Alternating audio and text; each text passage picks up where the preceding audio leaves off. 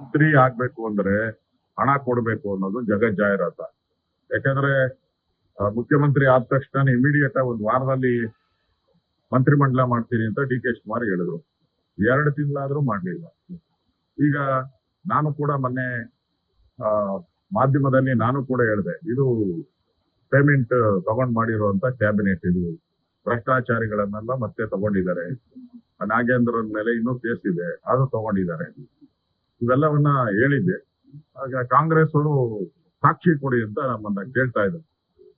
ಈಗ ತಿಮ್ಮಾಪುರೆ ಅವರು ಮತ್ತು ನಂಜಯ್ಯನಮಠ ಅವರು ಮಾತಾಡಿರುವಂತ ಆಡಿಯೋ ರಿಲೀಸ್ ಮಾಡಿದ್ದೀನಿ. ನಿನ್ನೆ ನಾನು ಅದನ್ನ ರಿಲೀಸ್ ಮಾಡಿದ್ದೀನಿ. ನಾನು ಎಲ್ಲ ಮಾಧ್ಯಮಕ್ಕೂ ನಾನೇ ಕೊಟ್ಟಿದ್ದೀನಿ, ರಿಲೀಸ್ ಮಾಡಿದ್ದೀನಿ. ಅದರಲ್ಲಿ ಸ್ಪಷ್ಟವಾಗಿ ಹೇಳಿದ್ದಾರೆ. ಮತ್ತೆ ನಂಜಯ್ಯನಮಠ ಮಾತಾಡಿರೋದು ನಿಜ ಅಂತಾನು ನಂಜಯ್ಯನಮಠ ಒಪ್ಕೊಂಡಿದ್ದಾರೆ. ಈಗ ಅದು ಕಾಂಗ್ರೆಸ್ ಅವರು ಈಗಲಾದ್ರೂ ಅರ್ಥ ಮಾಡ್ಕೊಂಡು, ಕಾಂಗ್ರೆಸ್ ಪಾರ್ಟಿಯ ಮಂತ್ರಿಗಳು, ಮಾಜಿ ಮಂತ್ರಿಗಳು, MLAಗಳು ಸುಮಾರು 20-30ಕ್ಕೂ ಹೆಚ್ಚು MLAಗಳು ಈಗಾಗಲೇ ರಾಜೀನಾಮೆ ಕೊಡುವಂತದ್ದು ಅದೊಂದು ನಾಟಕನೂ ಆಗಿದೆ. ಮತ್ತೆ ರಾಜೀನಾಮೆ ವಾಪಸ್ ತಗೊಳ್ಳೋ ನಾಟಕನೂ ಆಗಿದೆ.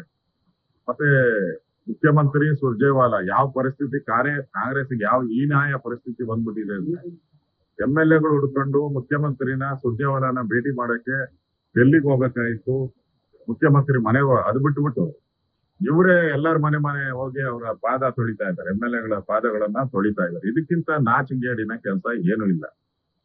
ಅಂದ್ರೆ ಎಲ್ಲ ಇವತ್ತು MLAಗಳು ಕೂಡ ದುಡ್ಡು ತಗೊಂಡು ಮಂತ್ರಿ ಮಾಡಿದ್ದಾರೆ ಅಂತ ರಾಜಾರೋಷವಾಗಿ ಹೇಳ್ತಾ ಇದ್ದಾರೆ. ಜಯಚಂದ್ರ ಅವರಂತೂ ಇವರು ಮಾಡಿರೋ ಮಂತ್ರಿಗಳ ಮಕ್ಕ ಇಟ್ಕೊಂಡು ನಾವ್ ಹೆಂಗೆ ಏರಿಯಾದಲ್ಲಿ ಹೋದ್ವಿ ಮಕ್ಕ ತೋರ್ಸೋದು ನಮ್ಮ ಮಾತನ್ನು ಹೇಳ್ತಾ ಇದ್ದಾರೆ. ಅದರಿಂದ ಈ ಮಂತ್ರಿಮಂಡಲ ಏನಾಗಿದೆ, ಇದು ಪೇಮೆಂಟ್ ಗಿರಾಕಿಗಳ ಮಂತ್ರಿಮಂಡಲ ಇದೆ. ಇದರಿಂದ ರಾಜ್ಯದ ಒಳಿತಾಗಲ್ಲ. ಈಗ ಅವರೆಲ್ಲ ಪೇಮೆಂಟ್ ಕೊಟ್ಮೇಲೆ ಇನ್ ಜನಗಳ ಹತ್ರ ಬಡ್ಡಿ ಸಮೇತ ವಸೂಲ್ ಮಾಡ್ತಾರೆ. ಜನಗಳು ಇನ್ಮೇಲೆ ಲಂಚದ ಪ್ರಮಾಣ ಈಗಾಗಲೇ 60% ಸರ್ಕಾರ ಇದೆ. ಕಾಂಗ್ರೆಸ್ ಸರ್ಕಾರ 60% ಲಂಚದ ಸರ್ಕಾರ ಅಂತ ಈಗ ಜಗಜ್ಜಾಹಿರಾತ ಇದೆ. ಈ ಪೇಮೆಂಟ್ ಆದ್ಮೇಲೆ 80%ಗೆ ಲಂಚಕ್ಕೆ ಹೋಗ್ಬೋದು ಅನ್ನೋದು ಕಾಣ್ ಬರ್ತಾ ಇದೆ. ಅದರಿಂದ ಪ್ರತಿಯೊಬ್ರು ಕಾಂಗ್ರೆಸ್ಸಿನ ಯಾವುದೇ ಕಾರ್ಯಕರ್ತರು ಕೇಳಿ ಎಚ್ ಕೆ ಪಾಟೀಲ್ ಯಾಕೆ ಮಾಡಿಲ್ಲ ಅಂತಾನೆ ಕೇಳ್ತಾರೆ. ಬಹಳಷ್ಟು MLAಗಳ ಹೆಸರುಗಳು ಕೂಡ ಕೇಳ್ತಾ ಇದ್ದಾರೆ. ಅಂದ್ರೆ ಇಲ್ಲಿ ಸ್ಪಷ್ಟವಾಗಿ ದುಡ್ಡಿನ ಕಾಂಚಾಣ ಇಲ್ಲದೆ ದೆಹಲಿಯ ಕಾಂಗ್ರೆಸ್ಸಿನ ಆಫೀಸನ್ನ ಕದಾ ತಟ್ಟಕ್ಕೂ ಆಗಲ್ಲ. ಕದಾ ತಟ್ಟಬೇಕಾದ್ರೂ ನೀವು ಅಲ್ಲಿ ಲಂಚ ಕೊಡಬೇಕು. ಇಲ್ಲ ಅಂದ್ರೆ ನಿಮ್ಗೆ ಇಲ್ಲಿ ಒಳಗೆ ಎಂಟ್ರಿನೇ ಇಲ್ಲ.